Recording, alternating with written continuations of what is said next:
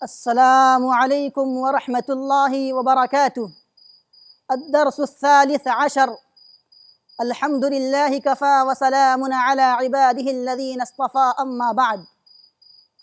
آج کے اس نشست میں میرا موضوع سخن ہے رمضان کے اندر عمرہ کے فضائل و احکام۔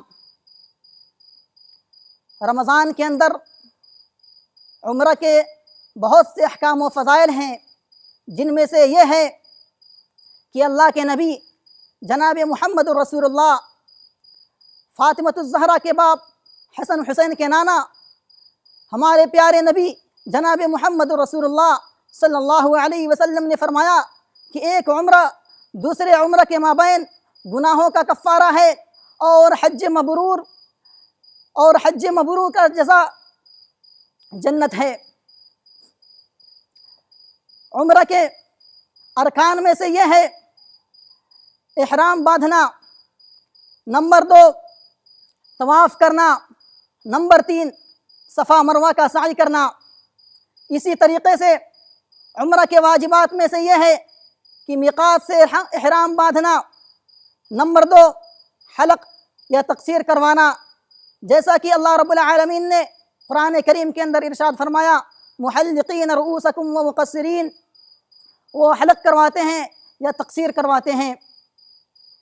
عمرہ کے صفت میں سے یہ ہے کہ آدمی کو چاہیے کہ جب وہ عمرہ کا ارادہ کرے، جب وہ میقات پر پہنچے تو سب سے پہلے غسل کرے، غسل کرنے کے بعد احرام باندھے، اور احرام باندھنے سے پہلے اگر اس کے پاس خوشبو میسر ہو تو خوشبو لگا سکتا ہے، یہ مستحبات میں سے ہے۔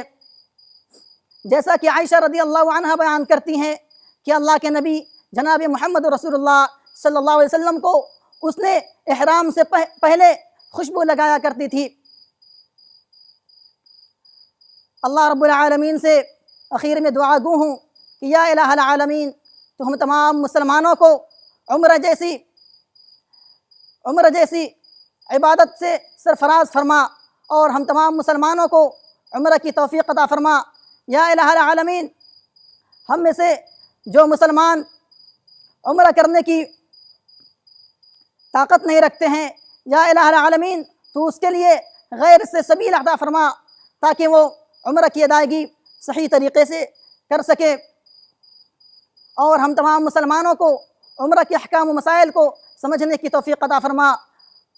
اخیراً ادعو اللہ تعالی ان یوفقنا، وآخر دعوانا ان الحمد للہ رب العالمین۔